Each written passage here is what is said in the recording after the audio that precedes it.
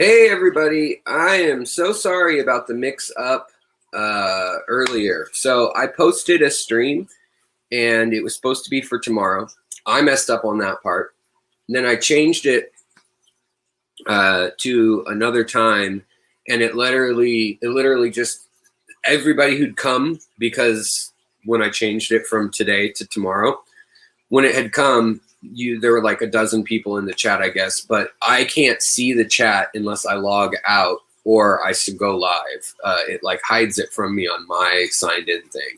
So I apologize for that. But like I said, I dropped a comment saying that I would be back. So I would be back. I'm here.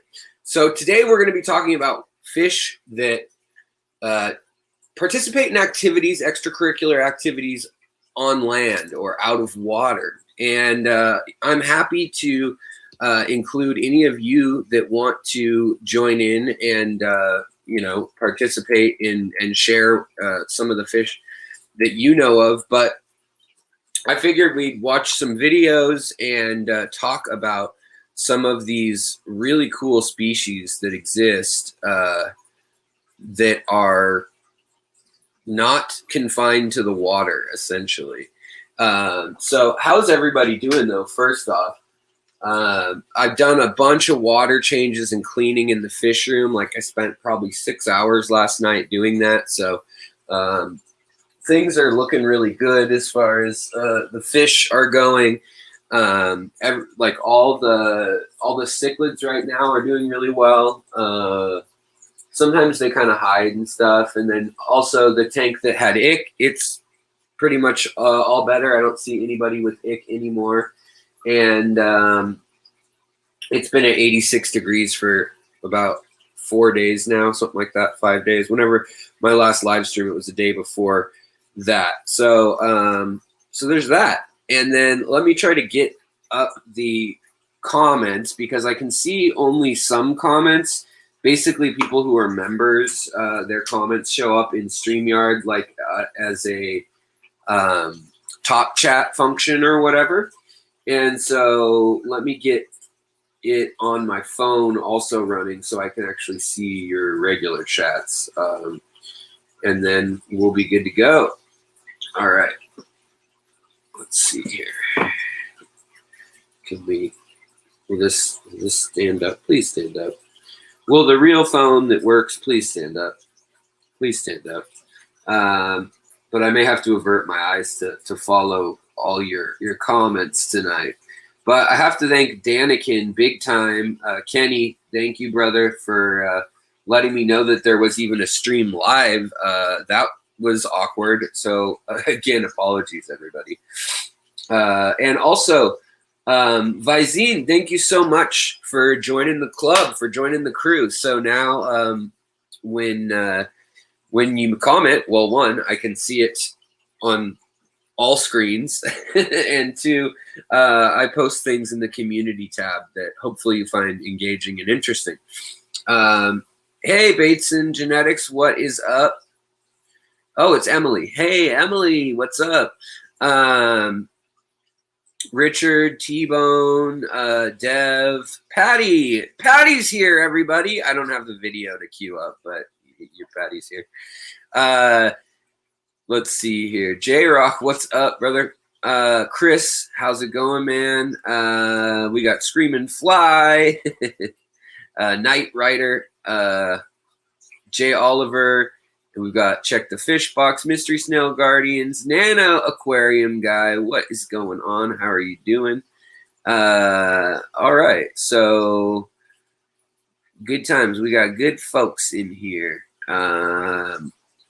So let's watch our first little clip. And you need to change your username at some point. Yeah, well, I should have changed my channel name at some point, and I didn't.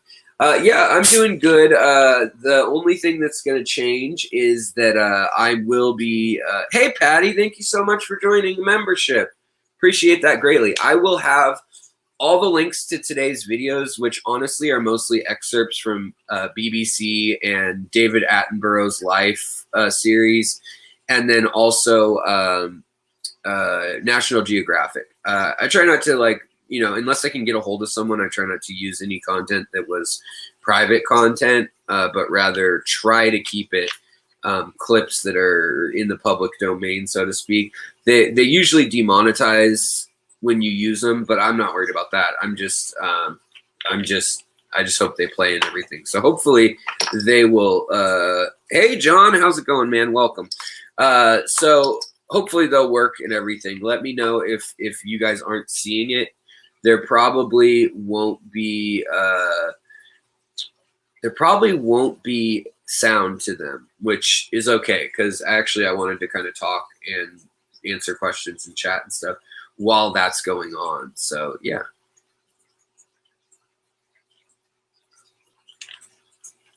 Mick, how's it going, mate? All right. So, Mick, do you know about fish that walk on land? I feel like you might be a person who would know that. More guppy fry, huh, Chris? Right on. Nice. Gotta love it. I know. I love David Attenborough's voice. That's the only one that's a bummer that I can't share, like just the audio as is. The other ones, some of them are kind of lame audio or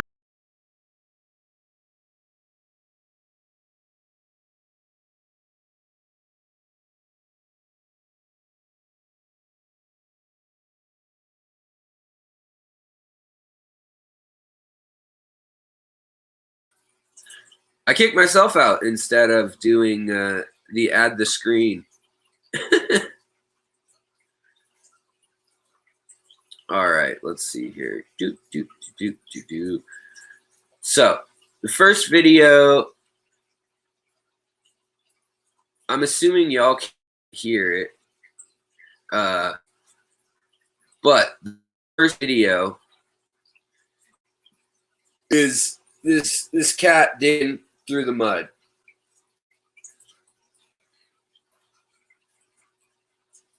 And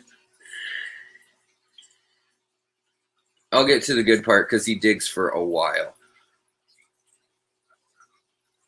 So what he's looking for here, these are Mekong giant catfish.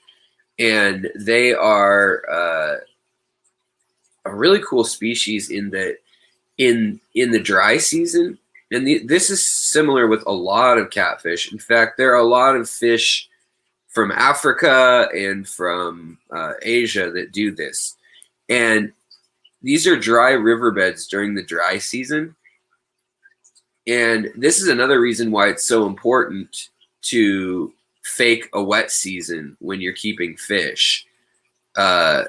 Because some of these fish really go through it like crazy just to get through the dry season. Like killifish and things will lay their eggs on this same terrain, and then they'll hatch. And sometimes it can be up to 9 months or a year later. I mean, some can go several years, reportedly. I don't know if that's the plan, but I guess some years there are droughts, so it's a good ability. But this guy is just a typical, villager in Southeast Asia.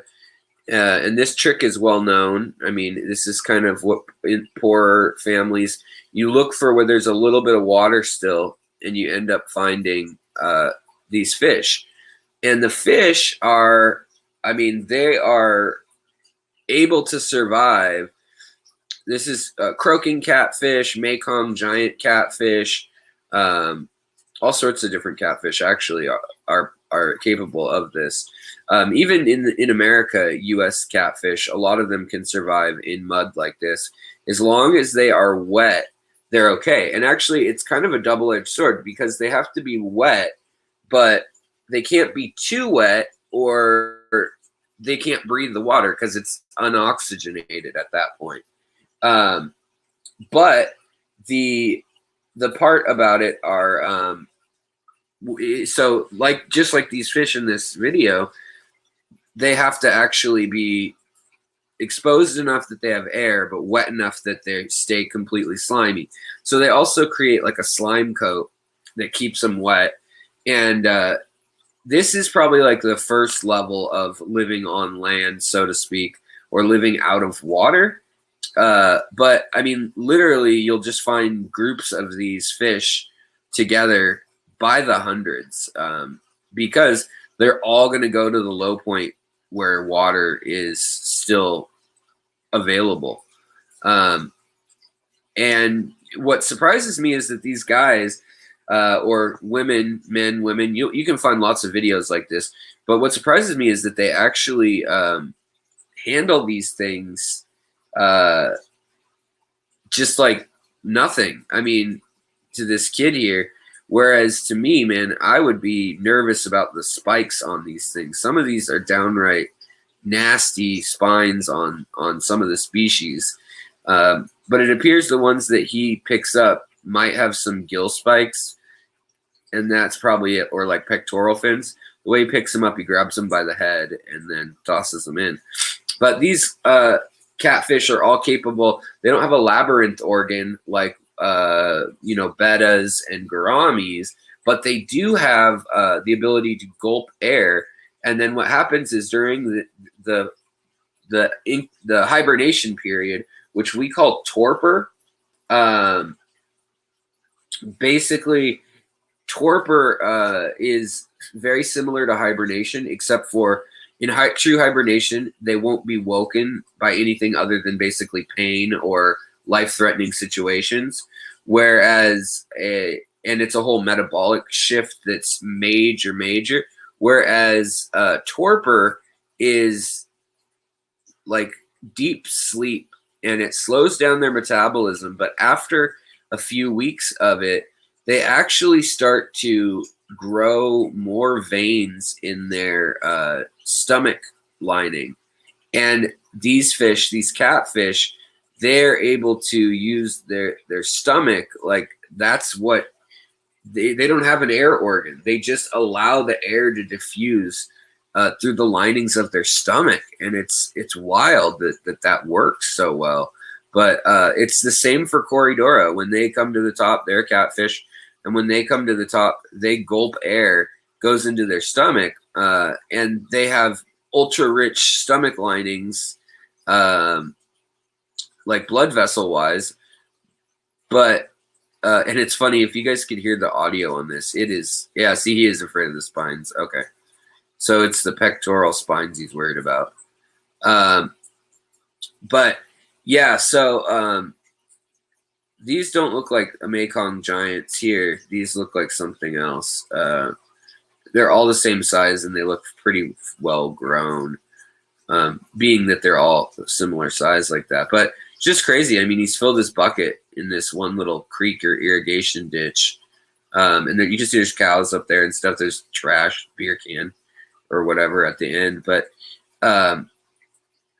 we're going to look at a catfish that actually is at home cruising across land in just a sec.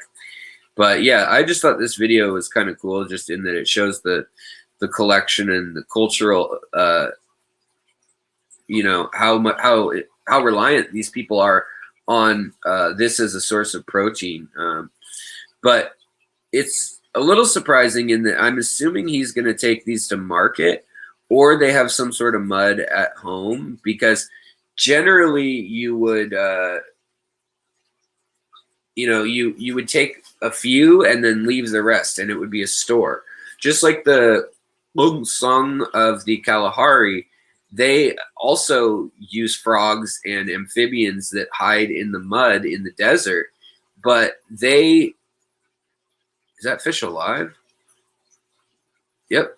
All right. So that's how you can tell a torpor versus hibernation is, they can immediately respond and twitch and move, whereas hibernation, literally, it takes a minute for things to get going. Like their muscles and things have atrophied a bit. So bears don't truly hibernate either. True hibernation, like a cicada, is a true hibernation.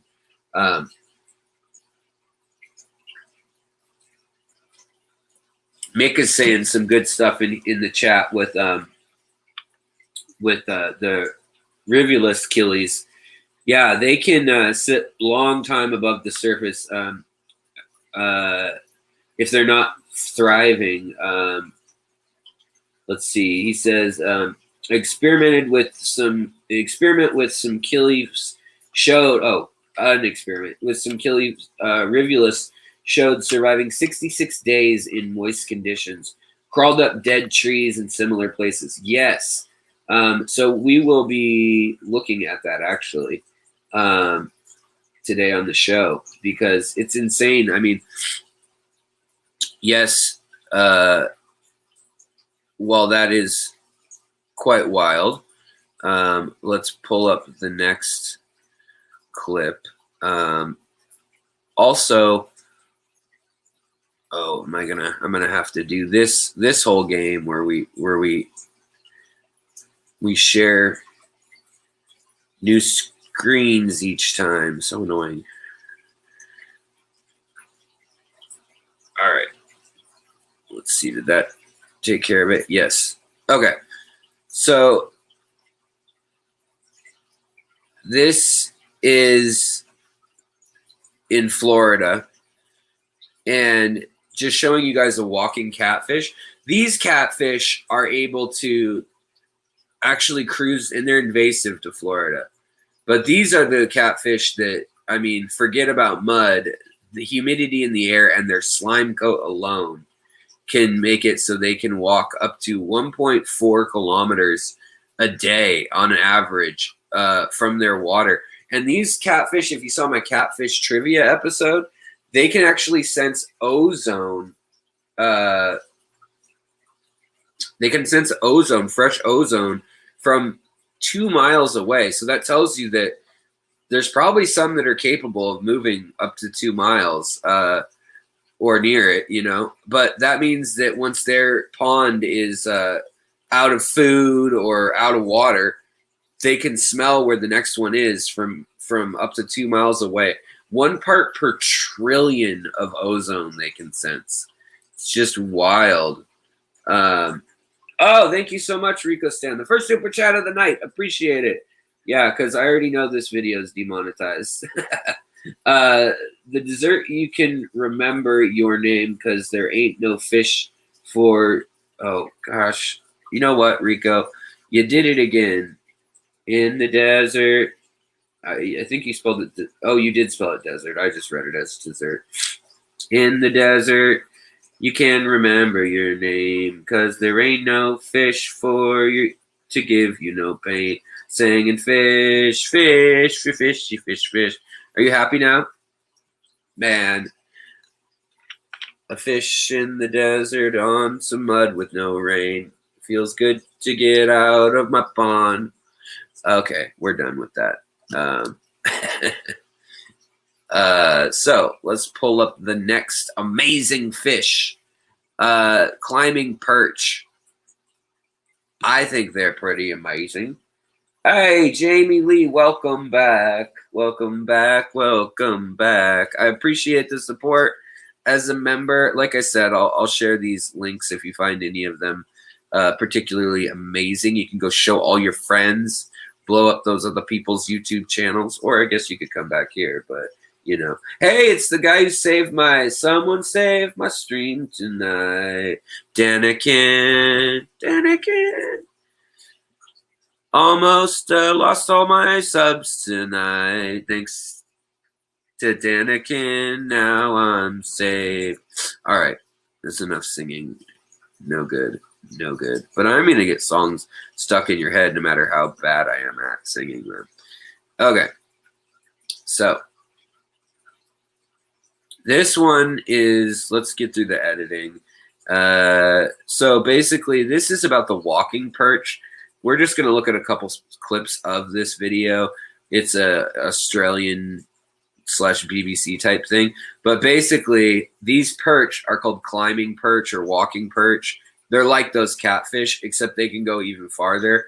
And they're full of crazy spikes that suck. I mean, they'll kill your dog. If you have a dog or something that gets a hold of these spikes in their gill plate right here and in their back and below, all those spikes will open up in their throat like a switchblade, and they open up and then wriggle, and they just shred the throat, and it kills. I mean, it'll kill a dog easily. It'll kill snakes like cobras and things, the smaller ones that they try to eat.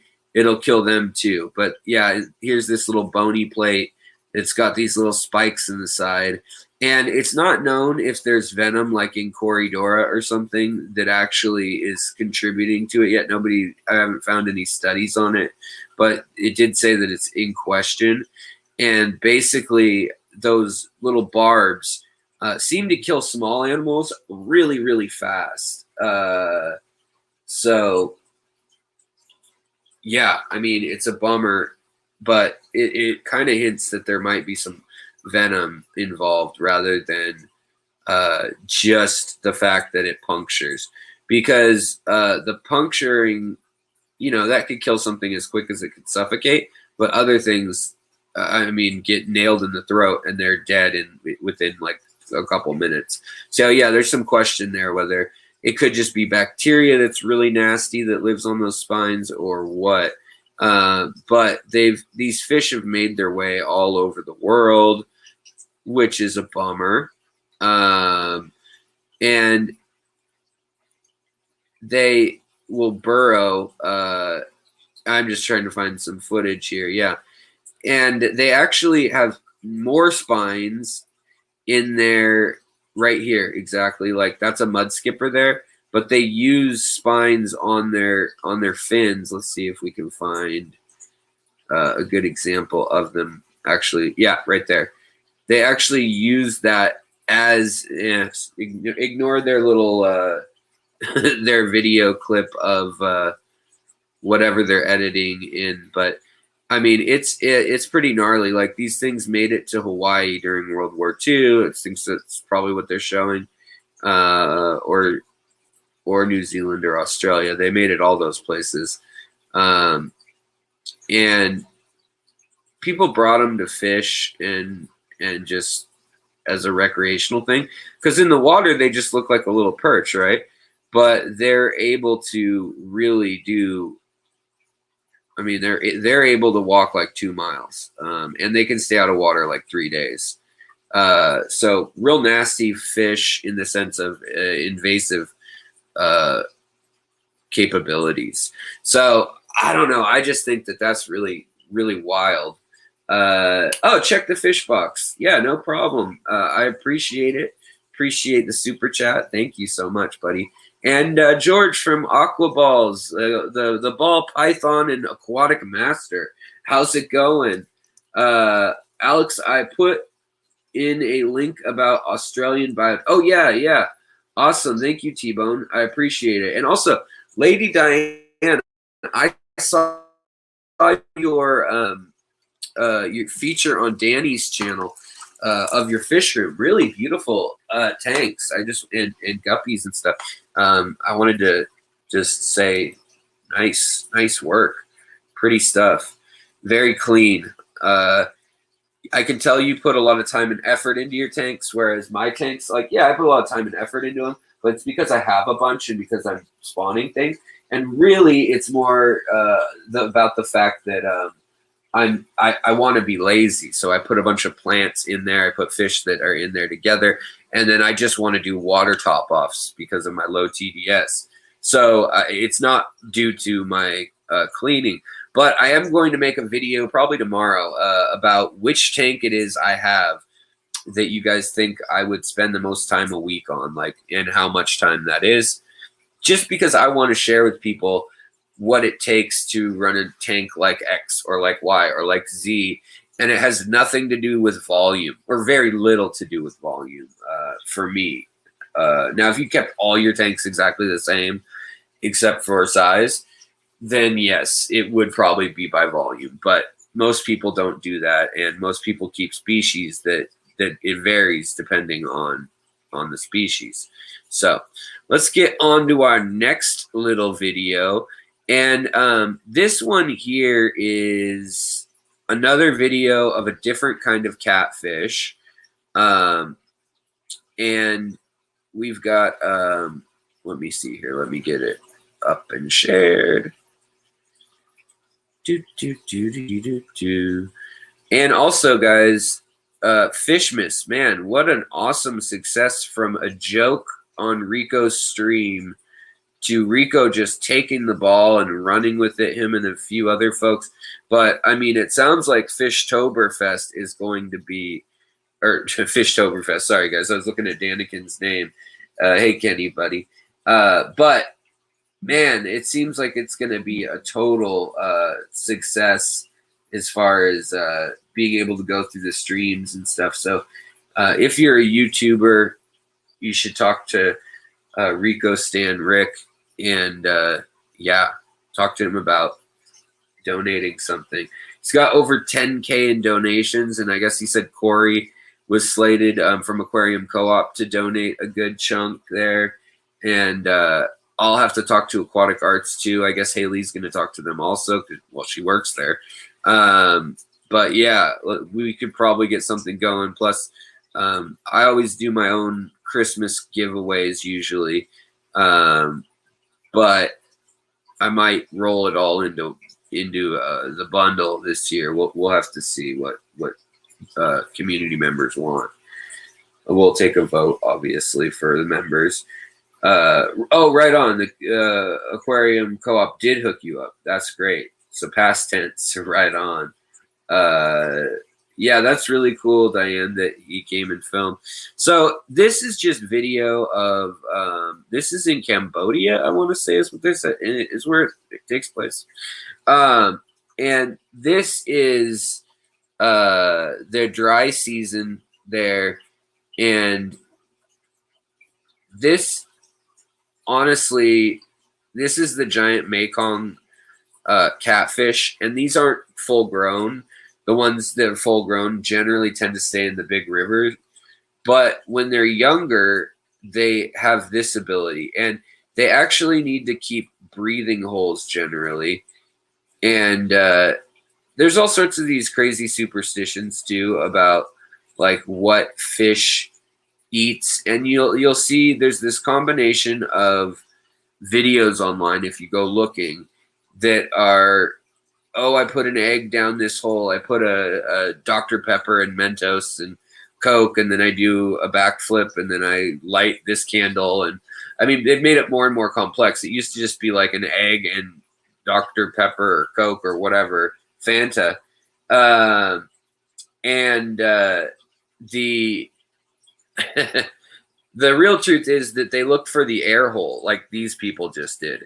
They look for that air hole that these giant fish need to make, and they will actually carve out a breathing hole. And mud skippers do this too when they're having babies, because eggs from all critters need to have air. Doesn't really matter what species it is, it needs air.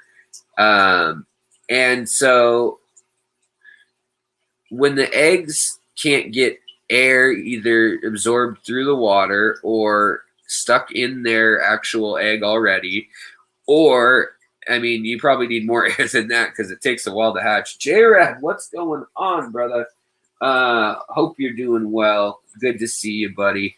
Yeah, I'm running with this fish that can live and function out of water episode thing.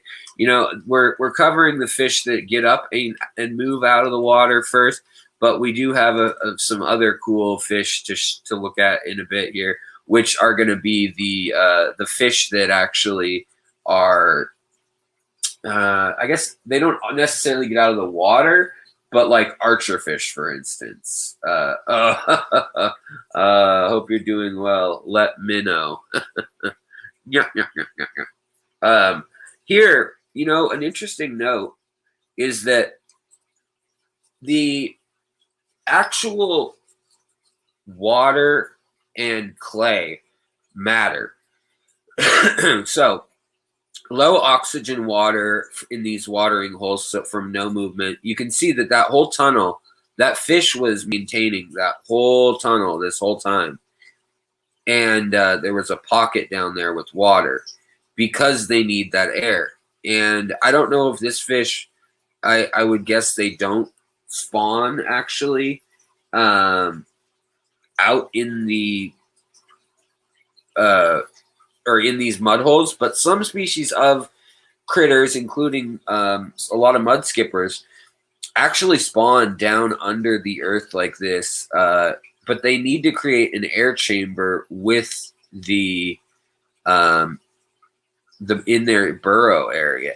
So that now this looks like that same catfish right here that you would have seen in that first video, which was, I think, in Indonesia. But that could very well be in torpor or dead, the way it's still just asleep like that, even after being picked up. But check this out, what they find in here. Pretty wild. Thanks, T-Bone. Yeah. Biotopes, native wild fish from Australia. Yeah, there's a link there, guys. I'd love it if you could comment with that in the end, and then we can totally everyone could take a look at it too. Like once this loads, if you want to come back and comment, I'd appreciate it, buddy. But yeah, so I mean, just look at this. Now they've got catfish, and then they've got some sort of perch or something here, maybe, or is it just another catfish? I didn't watch this piece of the video before, but I mean, really cool that I don't know. I just think it's cool that these are all under there. They're under there, and it's probably 110 degrees. It may not even be humid. But look at the size of the fish you can see there waiting.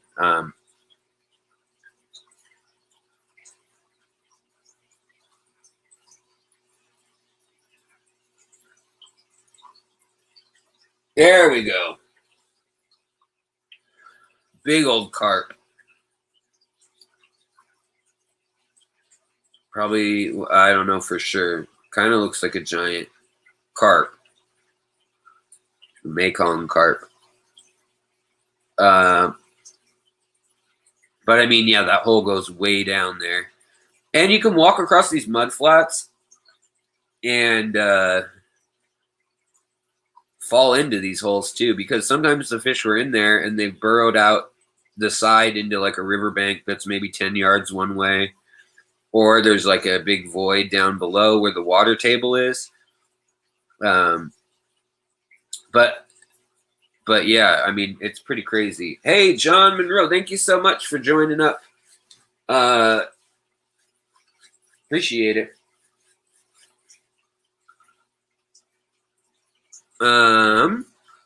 So yeah, but again, people really rely on this a lot. They use frogs in Africa frequently to do that.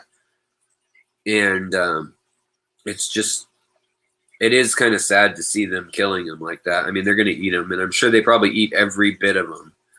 But it is a bit of a bummer. So I feel like next we'll hop over to the mud skipper.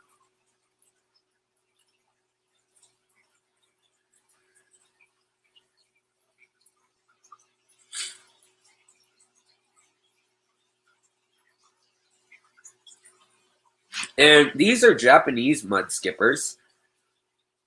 Really, really beautiful. I like the South African ones. Those are probably my favorite, but these are a second close. Close second, my brain. Really cool the way they blink. Their whole eye goes into their head, into their eye socket there. And these fish are in the middle of evolving something. I mean, all fish are, but these ones are just, they're special. So some mud skippers kind of just do their thing, and they use their pectoral fins a little bit as like a stabilizer. These ones actually have like a firm bone that's starting to develop a digit. So the evolution of the fossil record kind of appears that these are trying to come back on land, which is interesting because they think all life began in the salt or in the freshwater, like vertebrates, then climbed out onto land from swamps and ponds.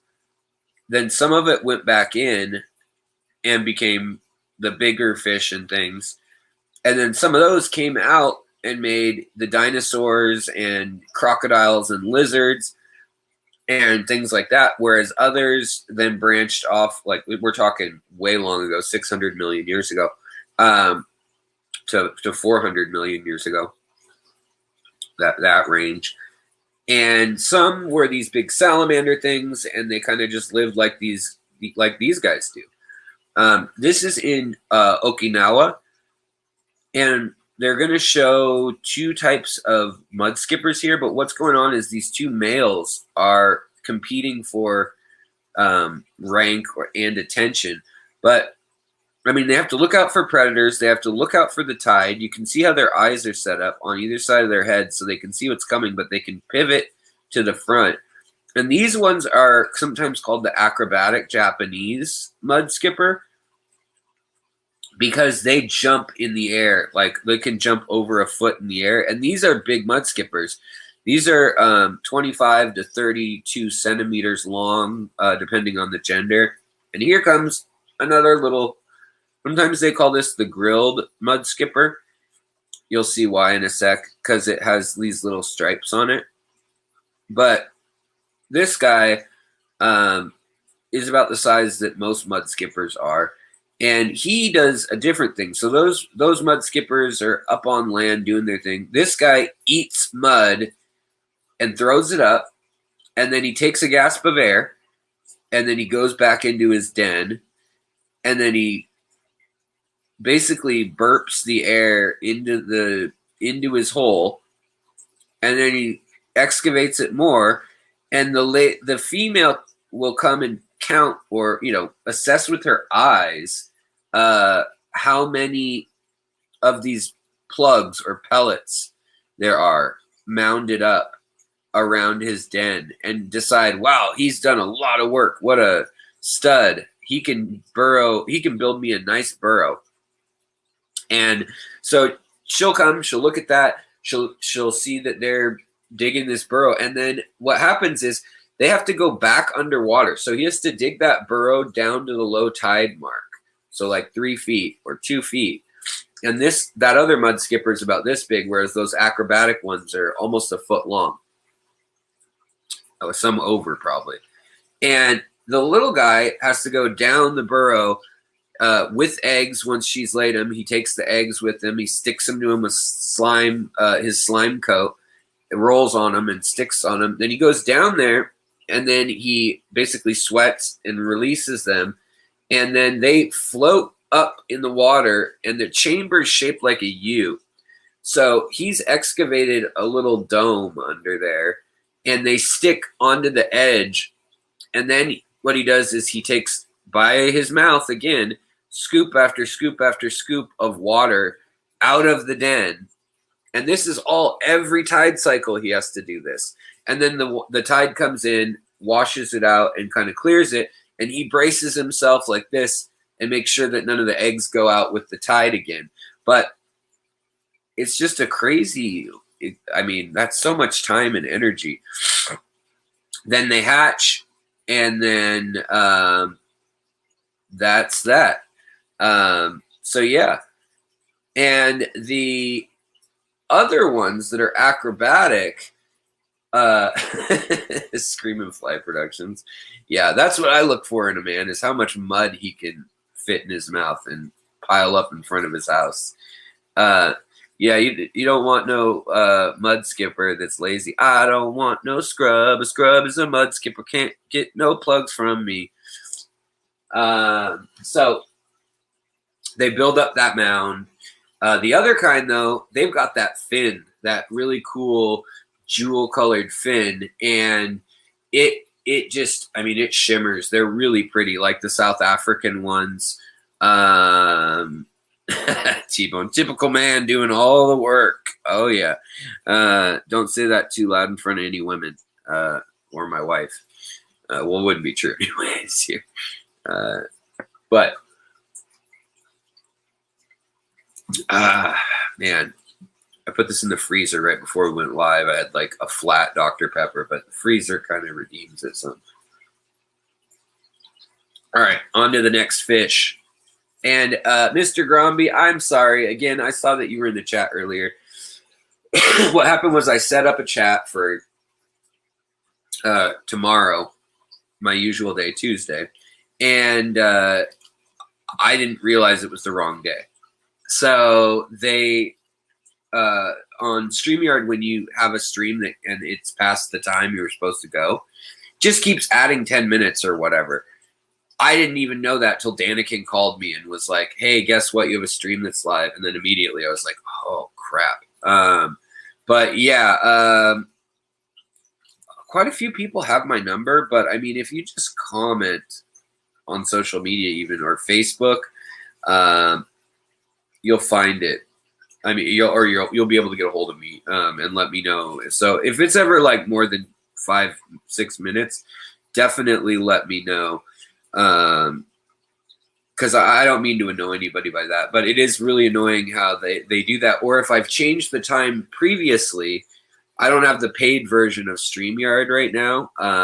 They want $30 a month for it, and I'm like right on the line where really I use it right around 20 hours at most, and that's where they want you to pay. So I'd rather take that money and save it up and then have a $100 gift card giveaway in 30 days or whatever. But yeah, let's see here. So in any case, I just felt bad that the stream was live and y'all were waiting for me earlier. But then I saw that there were so many people in there that I was like, hold on, guys, let me throw all my links into I had to throw my links into an email and all that stuff. T-Bone, I know you're good. I know you're a good man, sir. No worries. But yeah. You use it 20 hours a week? Yeah, help. Rico Stan. Yeah, I mean, and then the other thing was that tomorrow my mom wanted to stop by, and I didn't know what time, but she wanted to stop by at 4, which is usually when I stream on Tuesdays. So we may do a stream in the evening or something still, but I don't want to promise anything. But so I figured, well, okay, there's people in the stream now. I messed up on the date, because usually it suggests for tomorrow, and you have to change it to the day of if it is the day of. But this time it didn't do that, so they must have updated the software or something. So, or I'm dumb and I clicked something and didn't know it. But yeah, so that's one fun little video of mud skippers. I want to show you guys though a different thing altogether. This is incredible. If you've never seen this fish before, you're going to be like, I want 10 of them. Where can I find them? Buy now. And they are a fish that people have successfully spawned in paludariums. Not that hard either, actually. They're very persistent fish. When they have the food and stuff that they need, they're a great fish. And these guys are the splash tetra. And they lay their eggs out of the water up to half a meter almost, which is bonkers for the size of this little 2-inch fish or whatever. These guys, the male and female, they mate and, well, they don't mate. They court underwater and they dance, and the males will jump and do these acrobatic leaps. And when it's time to mate, the male will jump up on a leaf, the highest one in the area over the water, and show the female, like, look what I can do. And then she will leap, lay the eggs, and then she lays the eggs, he jumps up and fertilizes the eggs. That's what just happened there. And then they jump together usually for like one kind of epic jump. And that's when she'll lay like more than just the testers to see if they could both reach the height. So then they'll lay a whole bunch like that. Sometimes it takes a few jumps, but then they lay them and they're covered in this gel that's like a biofilm protein. But the male then has to sit there and literally every 90 seconds or more for 24 to 36, sometimes 48 hours if it's really dry out, he has to either spit or more oftenly flick with his tail, those long tail fins, flick the leaf and keep those eggs wet in their biofilm gel stuck to the leaf. So here's like a time lapse of the embryos. And I mean, they're just, to me, that's just incredible work, filming and everything. But then when they start to get to that hatching stage, they actually will get heavy enough that their gel coat starts to become more runny, and basically the proteins have been converted into fish, into a spinal cord and into eyeballs, and the proteins are gone, and so the stuff becomes more slick and it falls off and they just disappear into the water. And that's that. But they're a really cool fish. And Brian, thank you so kindly. I don't know if I have a cool channel here, but I'm stealing video from BBC, which has a very cool channel and a very high budget. Man, it must have taken a lot of work to film those fish doing that, because they don't do that on site usually. It's usually in like a setup vivarium, and they'll go to long lengths to make it look good though. All right, so the next one I want to talk about, I mean, I guess it's probably obvious to you guys.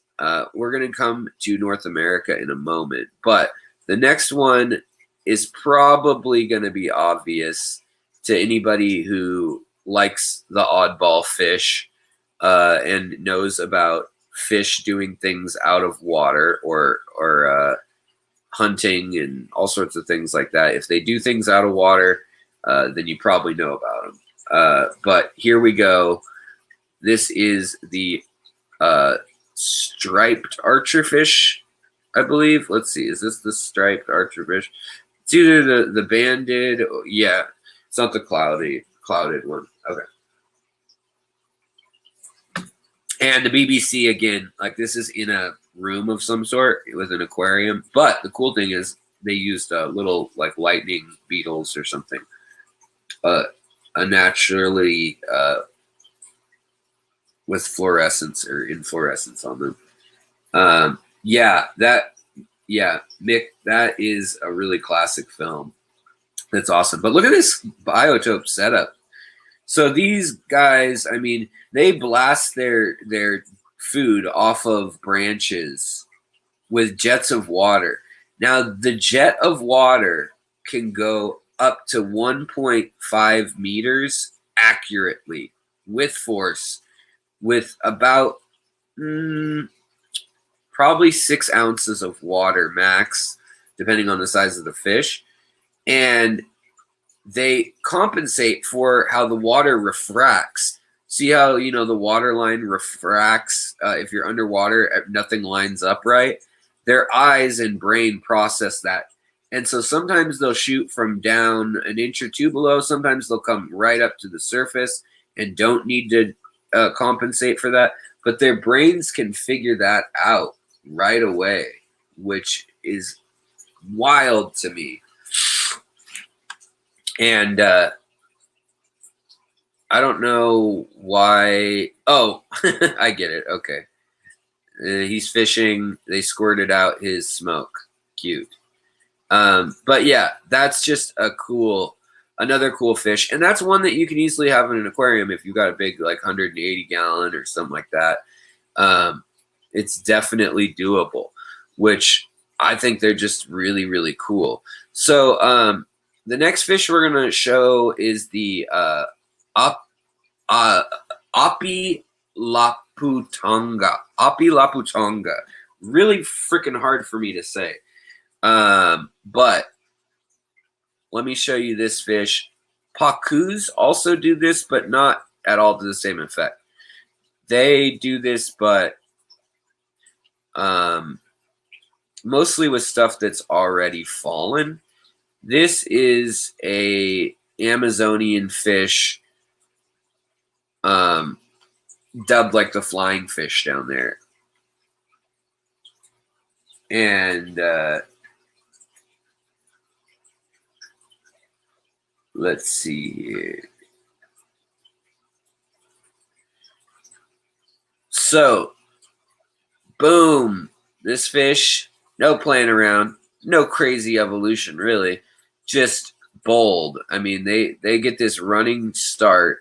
They have the weirdest body shape for it. They're distantly related to piranhas, like very distantly. But you can see that head shape, and the dentition is pretty similar to like a pacu, because they can eat like fruit with the pits and everything. And they'll do this usually for fruit and nuts, and they have special teeth just for that. But they'll go for, you know, a frog or something on a limb once in a while too. And they're not the only fish who does this, but this is the one that is probably most well known in the Amazon for jumping. And that one can actually jump a clear 2 meters straight up. So 6 or 7 feet straight up into the air, which is, I mean, to me, that's incredible for a fish that's not, it's a foot long. Kelly, thank you so much. You got a super chat of $5. Just happy you share all that knowledge in your head. Here, it's just a bit to help with your tooths. Thanks. Yeah, my tooths, I have a pre-op thing on Thursday. Excuse me, I just burped. I hope you guys didn't hear that, but you probably did. This mic's pretty good. $5 will make me holla. But yeah, the teeth, I've got like a pre-op thing where they're gonna just, I don't know what they're doing. Something about gum grafts, and like taking a thing and punching down the like cleaning off and tucking down the teeth thing, and then they're gonna pull all these teeth right here. Everything that the lightning really messed up. Now the teeth up here are more crowns and stuff like that are solid for a little while, hopefully, but eventually all the teeth from the lightning blast got rocked and micro fractures. Some of the fractures were real big on the bottom. Like I lost all my molars. Anything that had a filling already too, that melted. So I had burns in my mouth from like the molten mercury amalgam or whatever it is. So yeah, I know. I wish we had a dentist fan or dentist on the channel that wanted to do some work at cost or something. You know, I almost went to South America or, you know, Europe, and if I get more implants done, so I can eat steak and apples and stuff, I will. But I mean, they want $3,000 an implant in the U.S. where you can get it for under $1,000 in a lot of places. So it's just kind of our dental system, our medical system. I'm not getting into it. I've complained enough about that in the past, but all right. So the next fish that I wanted to show you guys, we got 2 more that I wanted to show you. Then we can open it up for questioning and I can do you guys a couple things in the tanks now that they're cleaned up if you want to see them. Otherwise, we'll see where the night takes us. But share screen. The climbing goby. Oh, interesting. All right. So, probably an ad. Is it an ad? Oh, it's not an ad. Weird. Okay. Yep, there we go. So, you guys know about the Stiphodon. Well, this is I think this is called the goby, sisa goby, and this is not the Hawaiian one, but there is one in Hawaii. Oh, this is the Hawaiian one. Never mind. I clicked on a different video. But these guys are Hawaiian, and they climb with their mouth like that, just like that, that slow, all the way up a 400-meter waterfall in Maui. And they, man, they just slowly hold on and pull themselves up and get up this crazy waterfall.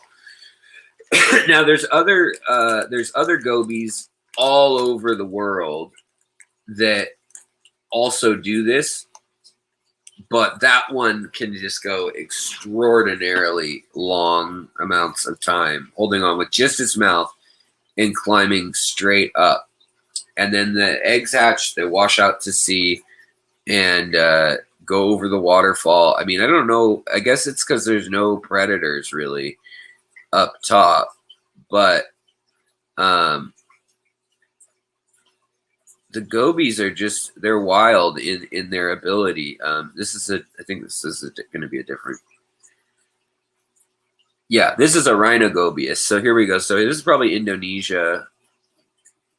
Schismatogobius, rhinogobius also. This is rhinogobius flumineus, probably flumineus. Yeah, and they can go, and they have to, like, these guys don't breathe air, but I mean, you could see how quickly it just scampered up that. So these ones use a suction cup on their chest, and then yes, they pull with their mouth, but they also dart with their tail. Like they make a big thrust. And I have a video on fish locomotion and how newborn fry are so quick when they don't have muscle to be quick with, or you wouldn't think they would. It's kind of like a loaded spring or coil the way it works. And so in this video, they're basically showing that the fish can sense where clean water is coming from. They can sense temperature and smell. And they can also find where the water that they tasted when they were babies came from and make their way all the way up there. And what they're trying to get to also is these algae areas to eat off the sides. And so these guys can breathe air, but they don't have an organ for it. They just have like a Corydora would. They have the ability to breathe air usually. But it'd be very hard to breed because they spawn at the top of this waterfall. We're back to the Hawaiian one here. And it's just crazy. It says, yeah, the Pacific side of Japan also has similar species here. But they follow their way up the river towards algae. That's what they're going for. I don't know. It says for their body height, they would have been, it's equal to climbing Mount Everest 3 times over. So for me, I don't know that I'd do that for some algae wafers. Yes, arowanas are major jumpers too. So are paradise fish. I mean, there's a lot of fish that are jumpers. Rainbow fish in general are jumpers too. Here's another, what is this? Schismatogobius, rhinogobius. I can't tell from how far. They're showing the same shot, and then it's a different total fish. I remember that shot. We just scrubbed through a 10-minute video. That's the only reason we caught that on that. But, all right. So the last video that I was going to share with you guys is going to be right here at home and in the United States. Well, home for me. I know a lot of you guys aren't in the United States, but home for 46% of my viewers. Consider yourself worldly if you're on my channel. I don't know why we have so many people from around the world, but I love it. It's all good. All right, share. Sharing is caring. Sharon is Karen. Oh gosh, I want to be Karen. All right, let's go. So this is, speaking of, this is the Rivulus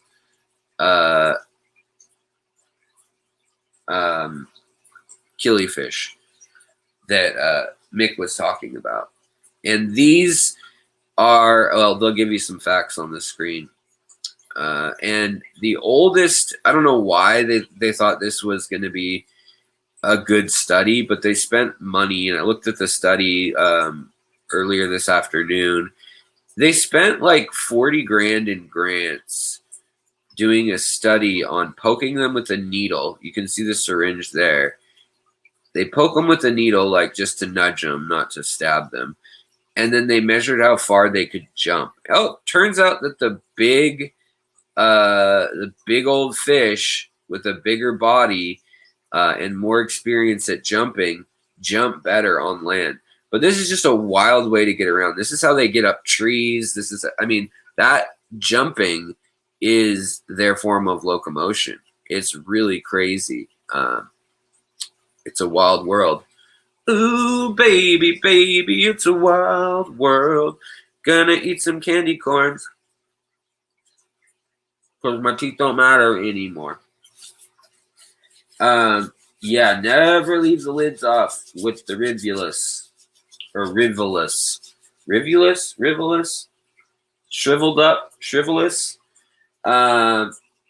But yeah, so I hope you guys enjoyed those little videos. I mean, there's more species, but those are some of the big ones. Walking cats, I mean, even just salmon are another species that are able to get up, get out, and get some, and cross rivers and roads that are that much water. They just hold their breath and go. Nothing's going to stop them. A lot of fish, when they get into the season where the water has less oxygen in it, they actually grow, like I said, more blood vessels or capillaries if you're in the UK, capillaries if you're not. And they grow them in their throat and in their chest and in their stomach and even in their gut.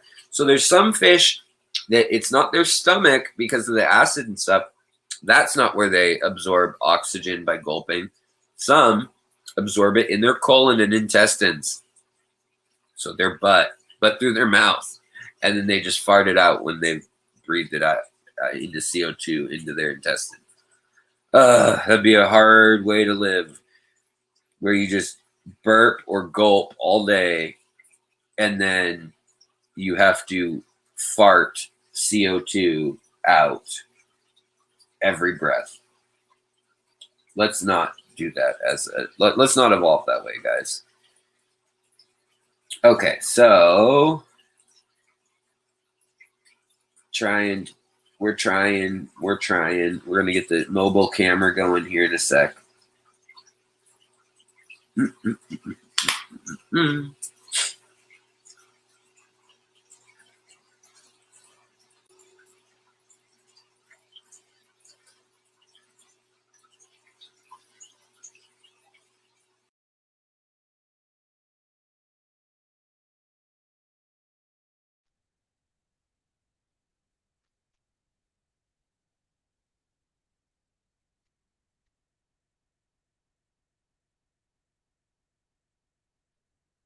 All right. So this phone only works with wireless headphones, but I wanted to show you guys the tank that had ick.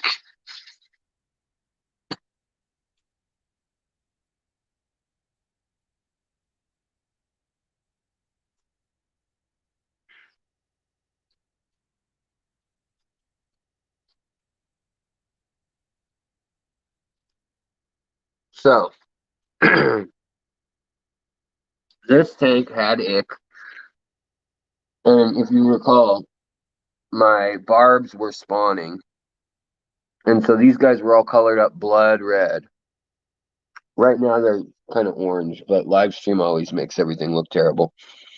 And my I always gotta poop on stream. And my Nanocara anomala were not looking so great either. They had speckles all over. So we turned up the heat, and my little buffalo had blue lips.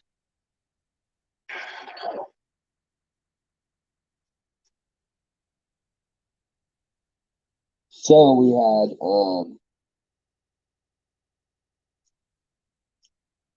the heat turned up 86, 84.6 is where the ick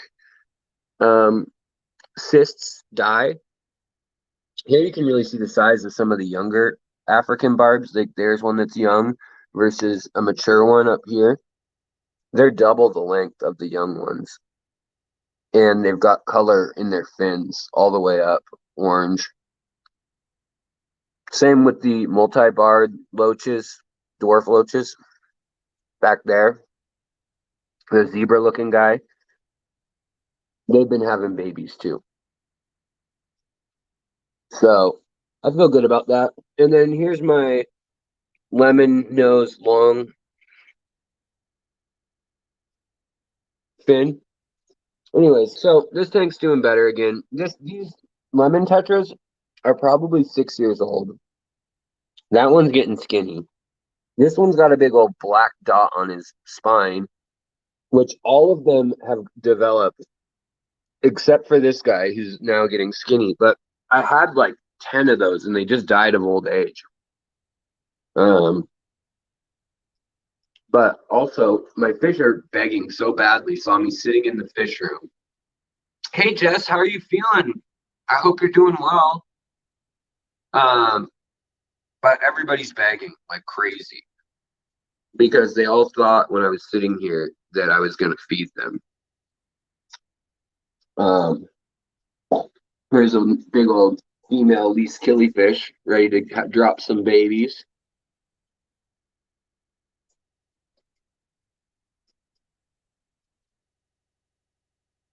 They're ready to eat some babies.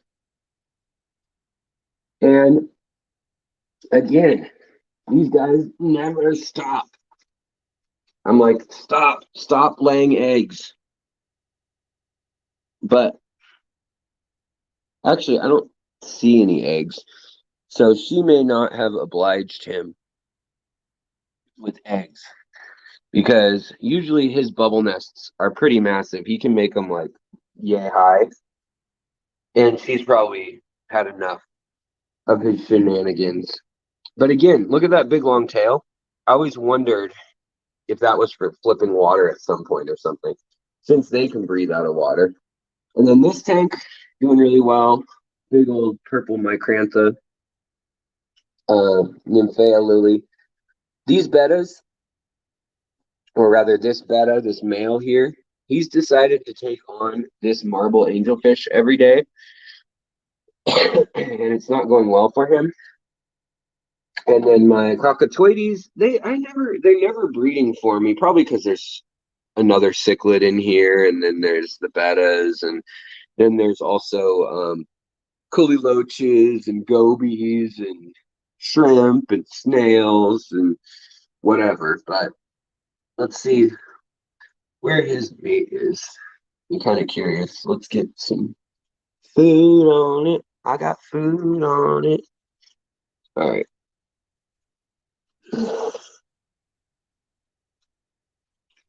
So these guys are getting bigger. They're going to move out of here soon, I think.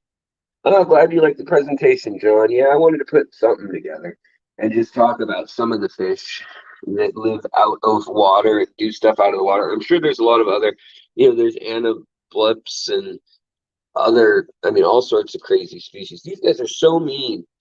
He'll literally nip my finger if I get too close. These Kenny gave me these. And they're the jewel cichlids, the Turkana jewel cichlids.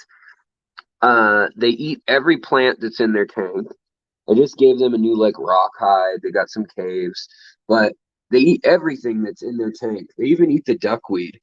Um, and they come to the top, and sometimes they fire up red when they're eating. Let's see if they're doing it. I can't even tell without the light on them. Yeah, they're kind of doing it now, blue and red. But these are the Chircana jewel cichlids, and they'll turn like blood red when they're real excited. But they're just getting their daily dinner. And then the Goodyead, the butterfly split fin Goodyead, living with the teeny tiny pea puffers, has worked out really well. They seem to all mind their own beesness, and they're growing out pretty well. So I'm happy about that. I guess we should feed this guy too. Also, all these Stiphodons, cobalt ones, and then the neon blue. Here's the neon blue. And then the cobalt was the one swimming next to him. Doing their thing. I got all these at Aquatic Arts. And there's a female cobalt. And here's another male. So they're just happy. They're putzing around. They'll eat a little bit of fish food, which they're supposed to just only eat biofilm most of their life. But these ones seem to really like this stuff, color enhancing formula by Hikari Bug Bites. They seem to like that, so I won't take that from them. That's their win in life. And now these guys are coloring up like they're gonna spawn. So I really hope they're gonna. As you know, they've remodeled the tank totally. They've eaten everything in it. They've got all these plants that they've ripped out, and I usually toss them, but right now I'm not tossing stuff, and I'm just seeing what happens when they live in their own mulm and dirt. Um, T-Bone, you're having trouble keeping plants alive in a tank. Can you send us the deets on the tank, the details of the pH and all that stuff? Let's see here. So we're gonna try to feed these guys, see if they'll come for some little bits of food. I've been feeding them beef heart. These are the ones Lawrence Kent gave me. They're just such beautiful fish. There's the male. Incredible. These are the Enterochromis. Already, he's not full grown, but already he's probably 7 inches, this guy. And really pretty fish. These guys are in a 40, and they can live in a small tank. In fact, Lawrence keeps like 12 of them in a 40 breeder. And they're happy. They live in like a reef or in a like one rock shelter. They all try to kind of pile in, but the females are yellow and green, like that one, the dominant ones. This one is coming up and growing quickly, and she may become the new dominant. I don't know. That is the dominant back there, but that one that's coming in right here, she's growing quickly. Now he's showing his little what makes haplochromous color. Their color morphs are those eye spots on the anal fin. Can you see those orange eye spots? That's like kind of what makes them a different morph from one another. Apparently, I don't know that much about them, but you can see just as we're feeding, the yellow's coming out. Just imagine when they spawn. I mean, he turns every color of the rainbow, and he can do it on a dime. His fin has turned more red and less blue as we've been watching him feed. And I don't know. I just think they're really pretty fish. And she's got that blue lip too, that he does also. And then you got your non-dominant. See, she's mean. They chase around the younger ones ruthlessly, but they do take good care of their young.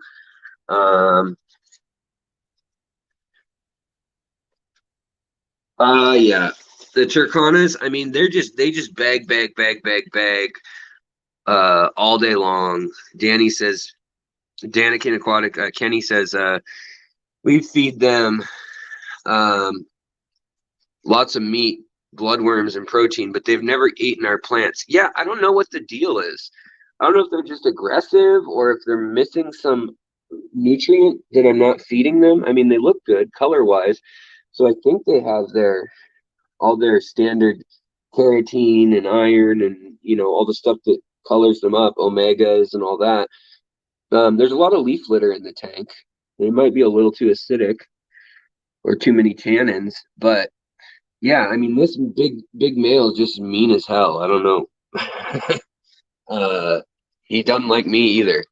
So yeah, and then we've got the wild bettas, the embolus and the minutia, I think it is. But see if we can get the glare gone. They're hard to focus on, but they're not colorful anyways. They just look like a long betta. They do have a jewel eye, a jewel green, turquoise, blue eye. And I got the guppies from the pond, and more guppies back there. And then we got this tank that's doing really good. All right, hold on, let me see here.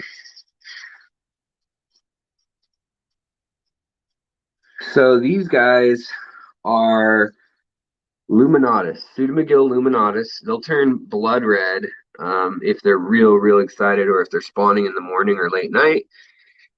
I finally, when I was at the wet spot in Portland, got my hands on some Tin Winnie Danios. They're just in here because this is a very clean tank. They don't even need clean water. They can live in a lot of water. Danios are always pretty resilient, but these guys, these four, are kind of my Noah's Ark. I want to try to spawn them. They do like bigger groups than that. Then we've got the thread fins. They're doing well. And we've also got the baby lemon plecos still grazing. If you guys watched the episode live stream the other night when that was going on. Well, I'm going to say it in a challenge video tomorrow, but if you're here now, I'll know. Well, you might not want to watch that video anyways because it doesn't sound that exciting. But for new fish keepers, you may be interested to know that this tank, out of all my tanks, takes by far the most time to take care of, because the TDS needs to stay at like 100 for these fish to keep spawning, for these luminatus to keep cranking out babies. Thread fins, kind of similar deal. And then really what's in here, and of course they're all hiding right now, are the gobies. And the gobies, they hide all in these cracks and stuff. If we feed them, I bet they'll come out. And the Borneo loach back there. But the gobies live in between these rocks. So they need those round river rocks to feel comfortable. And that's when they feel at home. And they also need aeration. So water that's falling or flowing like a power head. There's really not a good way around it that they stay healthy and vibrant. But I bet they'll come out if we'll feed them. If I get out of their face, they don't really like me being right in their face when they're so open in this tank. Whereas in the other tank, there's one right back there, the female. The other tank where we saw the cobalts just a minute ago, they're okay because they've got all the Wasserton and stuff in there that hides them. But yeah, this 20-gallon long takes up more time than probably all my 40 gallons put together. And it's to keep the water at a very low TDS. Keep it at a TDS, and then beyond that too, if I feel like spawning, like collecting the eggs, rainbow fish, they actually spawn pretty much daily. At least out of the 2 or 3 females in there that are usually active spawners, they'll spawn onto a floating thing, or they'll spawn onto this moss that's on an old outflow pipe that I move around.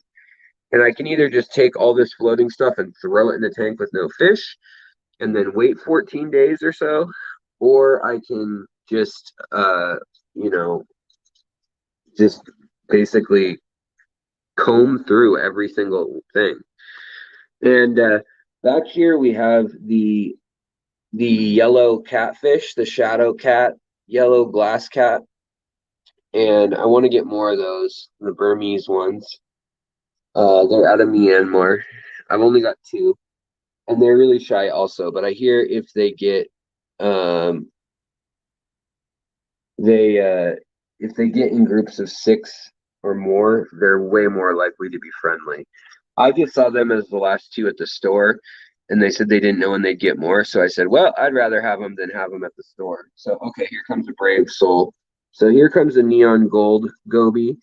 Um, and then he's eating some biofilm, and he's got this really pretty yellow display if he wants to be bold and stand out. And then we've also got the Cerufus or birdsong goby, and they are red. They have a red stripe down the side. And then in the other room, we'll go look at the Annie gobies, named after a guy's wife, but his wife was named Annie, and so she got some gobies named after her. Jimmy P. I don't get jealous often, but I am jealous of your fish room. Oh, well, thanks, but also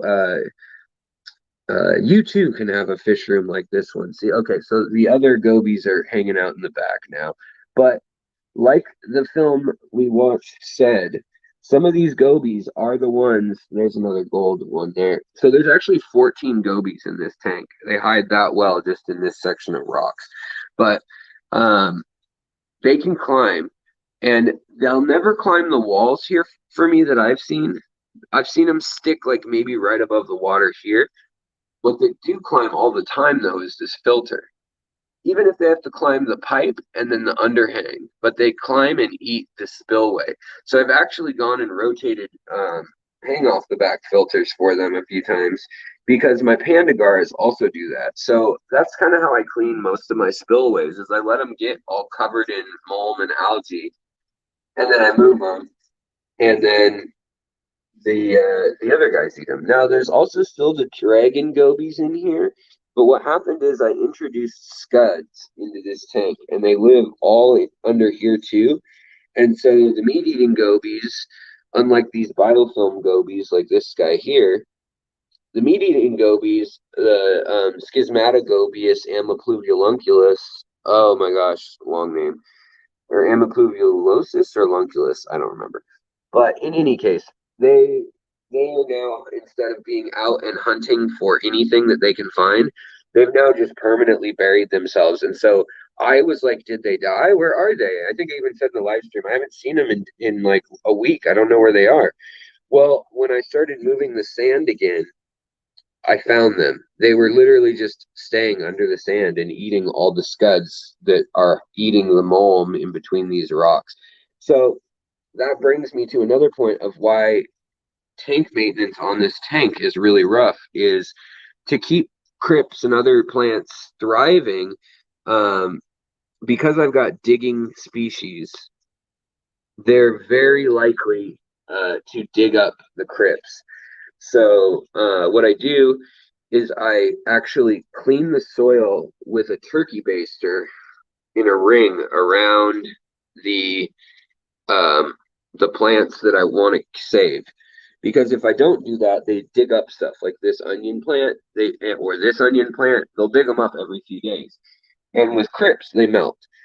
Now, crypts can have too much nutrition, or they melt also. Like too much ammonia or nitrite, they melt very easily also. So it's kind of an interesting balance. But the thing is that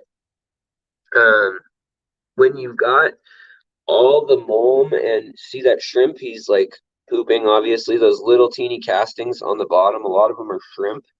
Um, Here comes that little goby getting bolder again.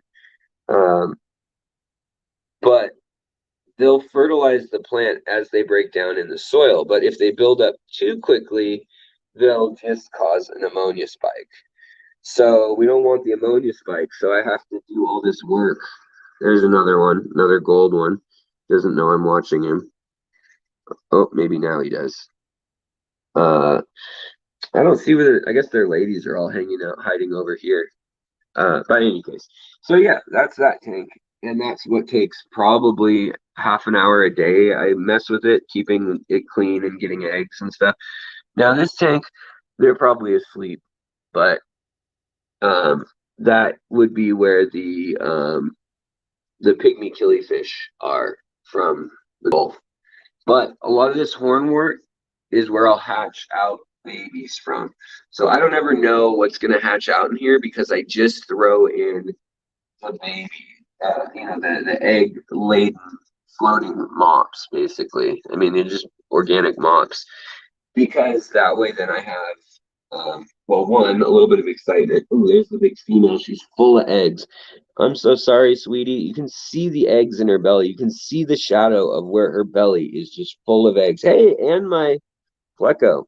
Sultan Pleco has been making appearances on live streams lately. This Pleco is 2.5 years old and he's still only 2 inches long. I don't know how big they're supposed to be or grow or anything, but man, he stayed small. He's maybe 3 inches, I don't know, but probably 2.5 inches long, and really pretty and everything, pretty active.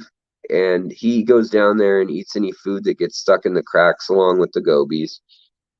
Just a really pretty one. But he's supposed to have warm water, and this tank is not warm. It has no heater, so it's whatever the room is, like 74.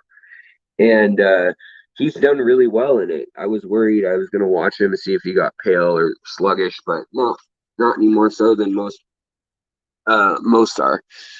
Then this is the tank that's not heated. The water has never been changed in this tank, only topped off. You can see the crusty. I mean, I have 30 TDS water, so it takes a long time to get a water stain where I drip from the thing I poured to recap this off. But there's just guppies, and anybody who is sick, anybody with any issues gets tossed in here, or spine defects, and yet this tank now, most of the ones that were defected in like serious ways have passed on. Look at the size of this Corey over here. He had a bent spine and now he's full grown, but because this tank is kind of my, so these are the Aeneas Corys that spawned with so the Venezuelan orange spawned with the copper bronze Corys, which are the same species, and this one spawned with a long fin. So all my weirdos that don't match with anybody are in this tank, and it's only a 5 gallon. And honestly, it's like kind of an experiment tank to see what the limits are. And when I overfed it, we had some snails hatch, but they've never grown, so they've stayed teeny because they have no food, and they just eventually die and hang out in the substrate. Alan, thank you so much. I want to meet aliens so we can do a fish exchange. Yeah, for sure. So up here we've got all my various fry that are really teeny, and we've got a bunch of half beaks that are hard to see, and then we've also got big forti in there too. So we've got a bunch of the half beaks here, and then we've got and they're gold wrestling half beaks, and then the Bigford eye are pencil fish, but I'm seeing 1, 2, 3, 4, 5, 6, 7 half beaks maybe, and then about 1, 2, 3, 8 or 9 half beaks, or I mean pencil fish. Sorry. And then here's the green shrimp tank, and also least killifish hatchery. Accidentally, I didn't ever intend for them to be in here, but somehow they got in as teeny fish. And then also my rosy barb tank. And these are the baby rosy barbs that hatched this summer and were teeny tiny. And now they've gotten bigger because that's how life works. Then we got these guys sell for $3 a piece. These bright pink and white ram's horns. And we got a new shop light. So let's shine it on everything. So you can see the bettas too that I'm growing out. I've selected my favorites and put them up here. There's some really nice turquoise ones. And then there's also my white clouds in here and a few meteor minnows and golden 24 karat gold white clouds, but mostly there's a lot of these snails, and they keep my anubias really clean. So whenever I have anubias with moss or algae that's growing on it that I want to take care of, I toss them in here. And this tank, I just overfeed all the time on purpose. So, but I hadn't really shined a light on this tank in a long time on film for you guys. So there's that. And look, we got one of the Koi Nemo genes that's stark white. She's got one red dot on her tail. Now, bettas will change a lot as they age sometimes, but we probably have a pretty good idea that they're going to be what at least the color patterns are at an inch and a half long. So now this light actually, I got it for 15 bucks at Lowe's, and it puts out 1500 or 1800 lumens, and I aim at the ceiling, and that lights up these tanks enough that I don't get algae. It's like perfect for these tanks. But we got a couple cool guppies in the mud tank too. But let's move along down real quick. And in here we've got the shrimp tea. These are the Lucas Brett special, the Blue Dreams. And then the new addition really is after the panda loaches took such a hit, we put in these ember/amber barbs, dwarf amber barbs from Africa, from the Volta River, I believe. And they are doing a really good job in here. I mean, they're just coloring up really well. I haven't seen if they're going to eat the baby shrimp, though. So that's yet to be seen. But they've definitely, along with one dose of the no planaria stuff, they definitely cleared out all the planaria that were left. I mean, the day I put them in, there were still planaria all over, and they were picking them off one by one. And they weren't eating pellet food or anything. So, yeah. Are you going to be selling or keeping baby? I'm probably going to be selling all the bettas. I mean, I'm looking for a creamsicle, like a Nemo that is white and or yellow with orange or peach color. Like if you guys remember those old Dixie cup creamsicle things. And then over here, you guys saw this the other day, but we've got the annulus killie, or the as I call them, rocket killie. They're not clown killies. Stop calling them that. Oh, by the way, I've also have started to figure out which ones are female and male by fattening them up with live baby brine. And then we've got the ever lovely, ever beautiful Valenti or Valianti, however you want to say it. I think it's Valenti, but sometimes called samurai or rainbow gouramis, rainbow chocolate gouramis. And there's 4 of these buggers in here, and they're hanging out. Now the males, these guys are both bubble nesters and mouth brooders. So they blow a bubble nest, and then they create the bubble nest with their saliva, just like the other the albino gourami's paradise fish. But these guys, we're going to drop the TDS way down on them. So we're going to take the TDS down to, say, 100 from the 250 this tank was at. And we did have gouramis trying for a while in here, but now we've got CPDs in here, which are lake inlay fish, or at least Shan Basin. Let's see if we can see one in here. And the chocolate gouramis, and then a bunch of shrimp. There's still shrimp in here galore. I thought they were all gone after the gouramis were spawning in here, the blues, but I still see a lot of shrimp in here. So, but yeah, I mean, the chocolate gouramis are eating them. So we'll see what happens. Don't know. All right, then coming down here, we got a new cheapo light. I moved the expensive light up to the tank that I said takes all my time up with the Luminatus in it. But this was $15.20 at Lowe's, and it is a 3-foot light that puts out 3,200 lumens.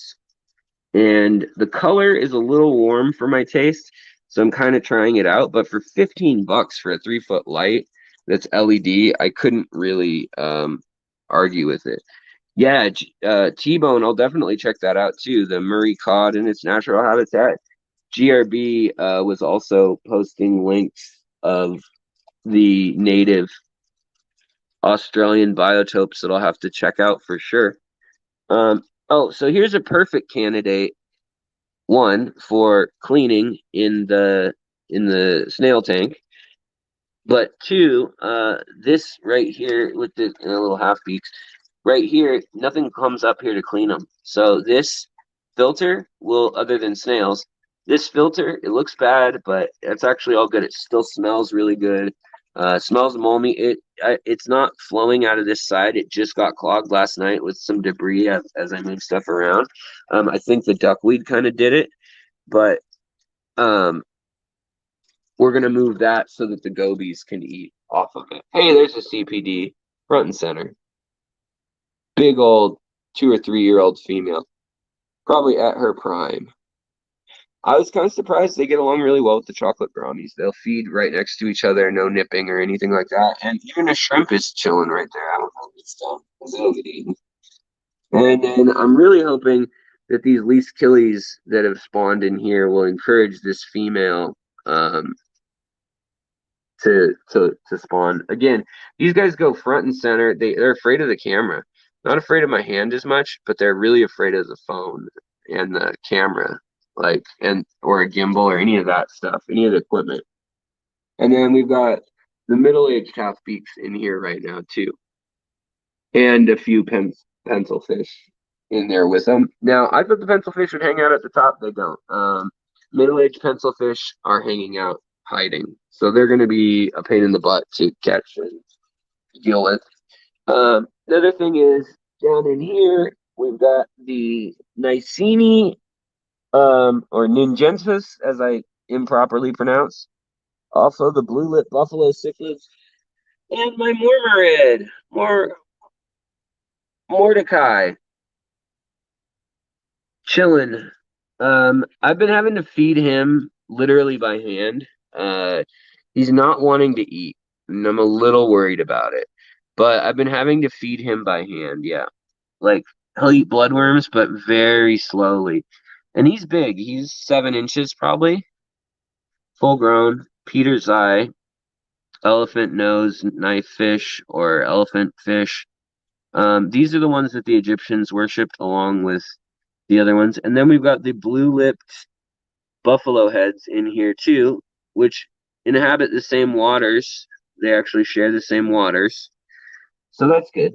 But then up here, from a completely different part of the world, the half-beaks are from Borneo and Malaysia and Aru Islands. And then these guys are also from the Aru Islands. These are the Gilbert Eye collection point 4 of pseudomagills.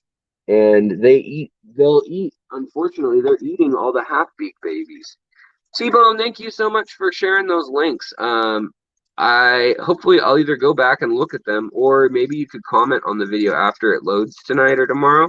I'd love to take a look at those, the biotopes, and we can even do a biotope episode or something, or maybe talk about Australia biotopes if you want to come on and chat sometime. But yeah, so these are the blue lip buffalo. You can see that blue lip, it's kind of green almost in this batch. So I'm wondering, since they all came from Lawrence, Kent, I'm wondering if any blue and green lips, if they're interchangeable or if it's diet or something. Um, do I give Mordecai live food? Yeah, he only really eats live food on his own, and that's really only uh the what do you call him? The And it's very strange how he eats, which is interesting, uh because he's this skinny long knife fish, but he eats he'll use his nose, his little as a like an elephant would, but he doesn't curl it back up to his mouth. He smashes it, anything that he finds, with his nose, which has these delicate receptors, and he's so delicate with it, and then it bounces into his mouth. So he like smacks it with his nose, and then it flings up into his mouth. It's really weird. Um, it's odd to watch him eat, but he eats the bloodworms, the frozen bloodworms. He likes the live blackworms, but the problem is they swim away, and he's not. I don't know if he just didn't learn or what the deal is, because I think he must have been fed frozen bloodworms a long time, because he's an adult, and basically he doesn't get that they're in the substrate. So at night I'll come in with a flashlight and there'll be all these little blackworms and the other fish are hunting them. The cories in here eat them. There's only a few cories in here. I moved most of the cories, but he doesn't get it. He doesn't dig for them. And like the banjo catfish traumatized him, which that's a good lesson to have learned. I wouldn't have expected that to be the case, but the banjo catfish are not from Africa. And come to think of it, I don't know any of the fish that are in African waters that live under the sand like that.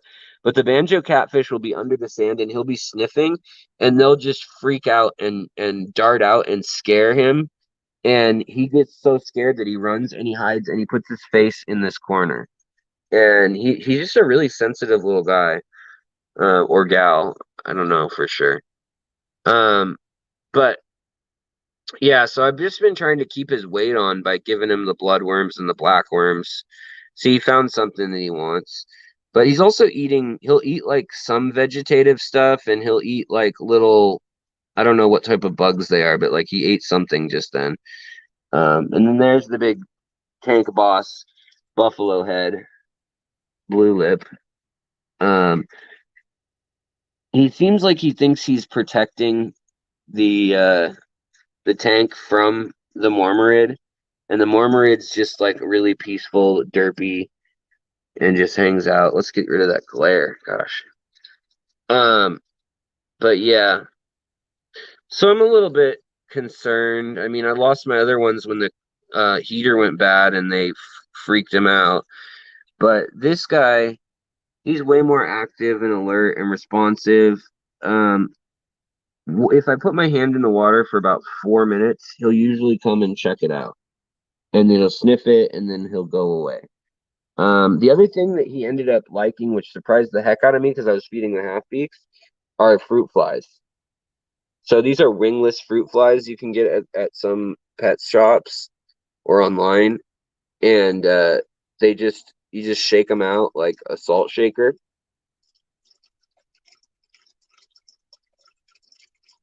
All right, so there's one. Hold on, hold on. So we got the wingless fruit fly. The fish are circling under it. They see it. Boom. He just pulled it down, or pulled a wing off. I don't know. There's the Gilbert eye that are interested in it. Yeah, I think he may do better in his own tank too, John. I'm considering that too. That or I have a friend who's got like 15 of them in a tank that's 180 gallon or 220 gallon. But he's got Peter's eye that seem to be doing well too. But he's just a really like shy little fish. So I just worry about him. And then here we've got the female half beak. She's probably got babies in there too. And the pretty males that have been wrestling all day. And then these guys are starting to flare up and fight because I just gave them some food. They'll start doing their real showing off and spinning around.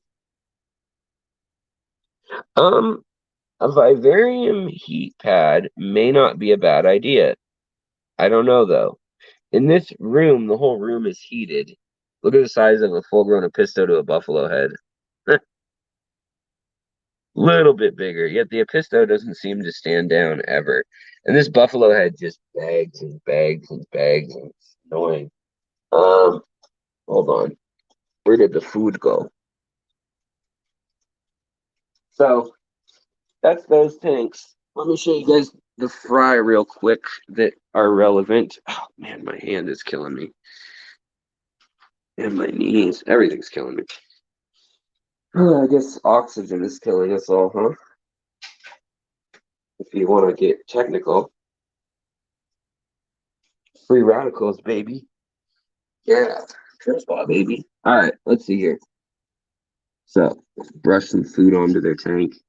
But here we've got all the little baby um, gouramis. And I think finally we have some CPD babies. These guys here.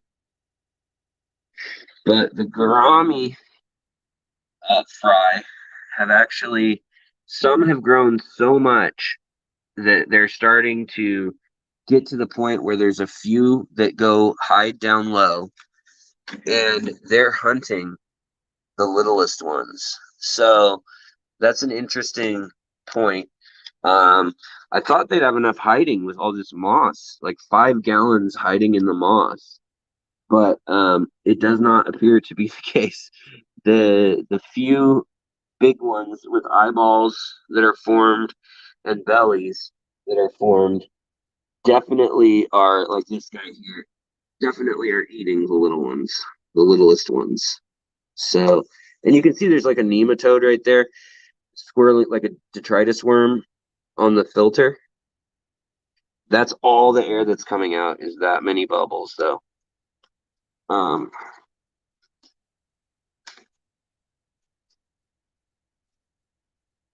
Oh yeah, Neri works great as a carpeting plant if you've got 5 years of time. Oh, it smells so good in here. My wife must have cooked something good. All right, so this was the tank that was doing so badly with algae. As you can see, it's doing better. There's still some major issues down here. This entire tank looked this bad, though. And I just want to give you guys hope that even if a tank gets that bad, it's not irreversible. So your main tricks are going to be follow my video on lighting, but then also um, cut back on feeding everybody, and you'll be surprised what fish actually do eat algae. Autosynclus, they'll eat the soft green algae, and then the reticulated Siamese algae eater, as well as ram's horn snails, will eat this grayish algae. Now, if it's real staghorn algae, like back here, back there, that gets inches long really quickly, then you need either a flagfish, like a Florida flagfish, or a nearite snail sometimes will do it, or you need a reticulated algae eater that is under 6 months old. But these loaches are also eating it too. So they've done a really delicate job on cleaning like this off, where I thought that was never going to get clean. I thought it's ruined, it's done for because of how, I mean, this is how nasty that staghorn can get. And really, they do okay. Let me show you, though, what the, here he comes, what the algae eater looks like. So you want to always buy this kind with the diamond on the tail. That is reticulatus is their Latin name, but we call them reticulated, which is a stupid name. They don't have a bend in the center. They're not two parts, but they're reticulated algae eaters. And the problem with them is that they get enormous and they get very large. And we had one in here, or we have one in here, I should say. And I think he's traumatized because last night, boy, I took a film of it. If he survives, I'll probably release the film. Also, look at those galaxy shrimp, or gold nebula, sorry, from Aquatic Arts. They're doing really good, and they're not afraid of any of the big fish in the tank. It's weird. They're just like, I'm out, don't care. Hang out with your thing out. And then my blue phantom is doing really good. I moved him from that African tank because he was bugging the marmoraid. I think this male, no, that's the female, but I think the male is already ready to have more baby lemon plecos. So they're just constantly having babies. There's a blue phantom again back there. But the where is the giant 6 foot long or 6 inch 6 foot 6 inch long reticulated algae eaters in here somewhere? Oh, and then there's my big leopard frogs. So, but in any case, so he jumped out of this tank. He was fighting, and so that frustrated me. He jumped off into this pot. So then I got him, and it took me like 2 hours to catch this son of a gun. And I caught him in with the 2 net method. Put him over in here to see if he'd be happy to eat some of that. But he is 6 inches, so he was like this big. He was only like 4 or 5 lengths of the tank at most. So that's only a 22-gallon. But I thought he was going to thrive in there, and within 2 hours, I was in the kitchen, and I just hear this, and then flop, flop, flop, flop, flop, flop, flop, flop, flop, and like loud banging, and he had jumped all the way, and there was a wet spot. There was water dripping down the side right here of this aquarium, and then he had flopped all the way out and around, and was just freaking out. He would not be picked up. Like I tried to pick him up, jumped onto the pillow, then jumped onto the carpet, onto the towel, which I've been using to black out the tank. So this tank's only be getting 6 hours of light a day. Very intense 2 lights, intense light, nutrients, and CO2. But the light's been cut back, and then no nutrients or ferts right now.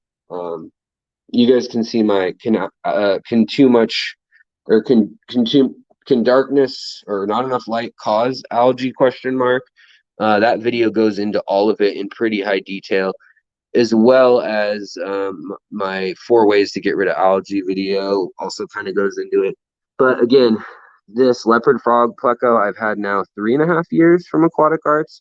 Still very yellow. It's hard to kind of see because he's deep down at the bottom, and he's a little bit washed out right now. He's not excited. He's not eating any meat.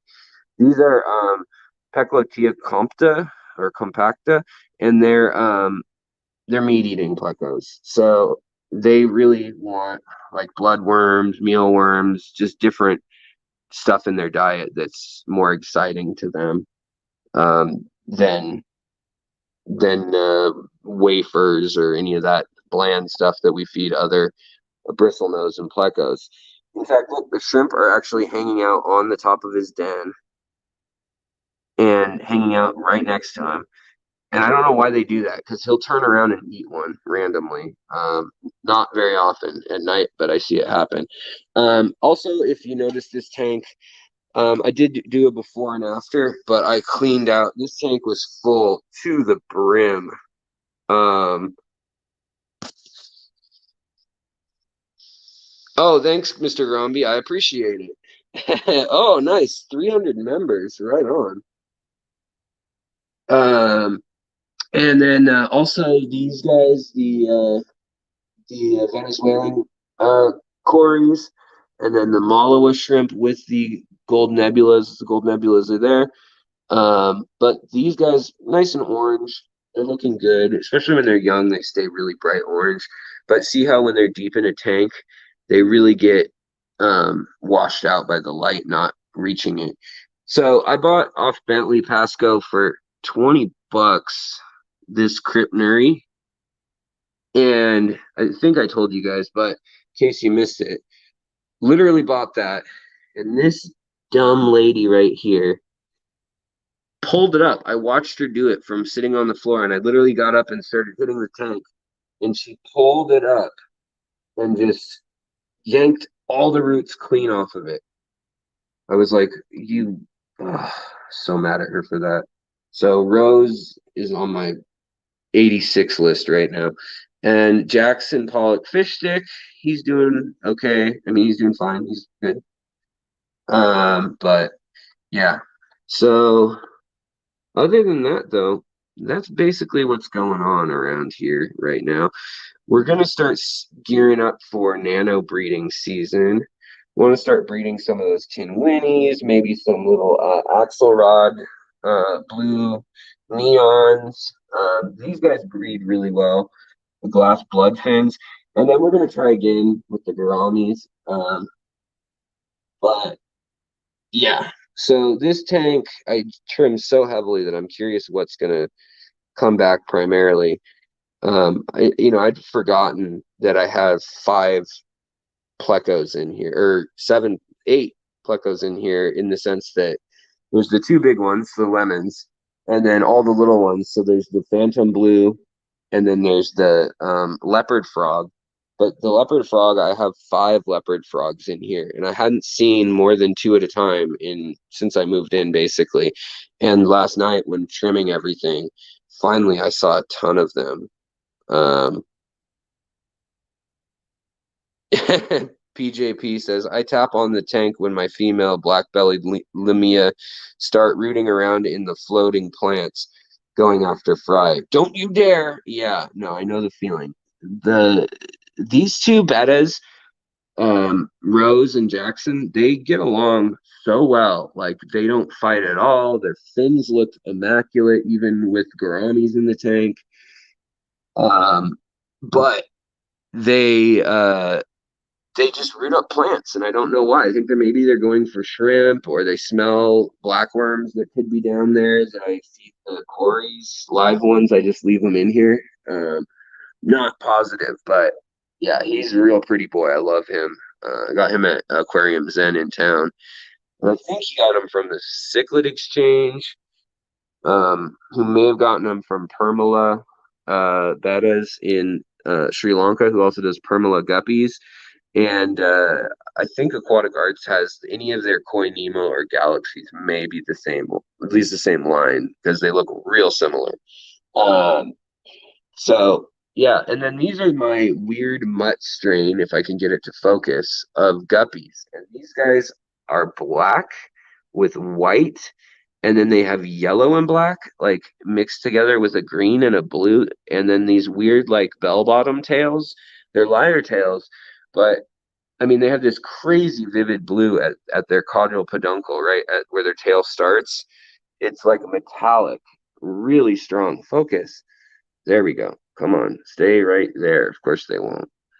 Um, but and then they've got orange in their mixed section. They're just a weird color morph. I've never quite seen it. They've got blue on their flanks too, and up on their head, metallic. That's from Bentley Pasco's line, like 5 generations ago, and then a blue panda guppy line, and then they've got the snakeskin endlers in them, and then they've also got my split fin snakeskin endlers, and then they've got wild endler again. So they're like, I don't know, 10 generations ahead from any line, but probably more like 6. But they're just a mix that's been going on its own now in that tank up high. But yeah. So, guys, I think that's going to bring us to the end of our journey tonight. But thank you so much for joining me. Sorry about the delay and wait. Sorry about my crazy hair.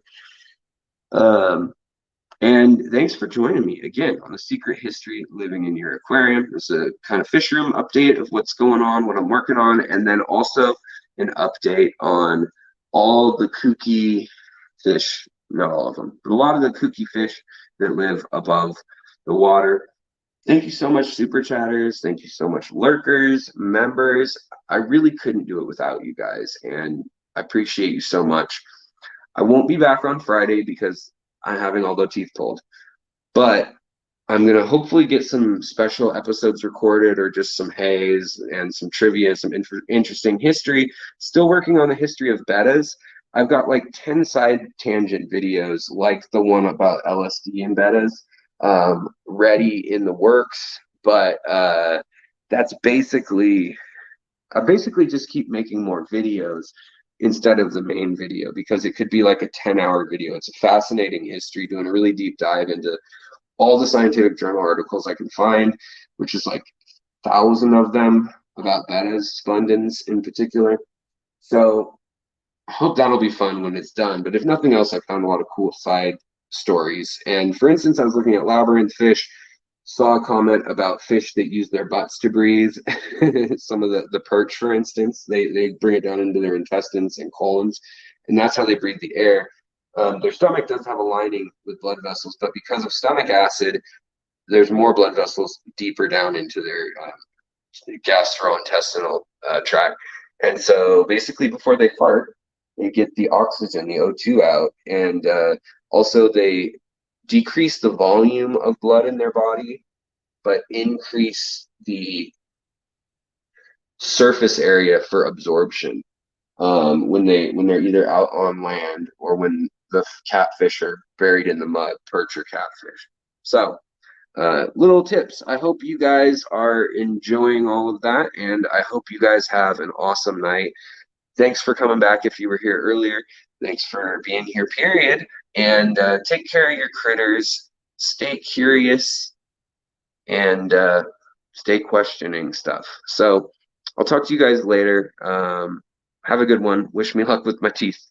And I'll check in, obviously, at some point when I can talk. So that's that. And I'll talk to you guys later. Thank you so much for hanging out with me. And again, Super Chatters members, thank you so much. It really does mean a lot to me. So lets me keep going when I have surgery. So I'll talk to you guys later. Have a great night. And think outside the box like all those fish. Talk to you later. Bye. Oh, and the aquatic arts codes are the same. People have been asking me. They haven't changed yet. They'll probably change at some point, but right now it's still History Secret 15. If you've used that one, History Secret 10, and then we'll have a drawing, and I'll give out gift cards like I always do randomly. Probably at when we change the code, but definitely around the holidays too, again, like we did in July, and again when we had the Aquascape contest. All right, guys, talk to you later. Thank you so much. Bye-bye.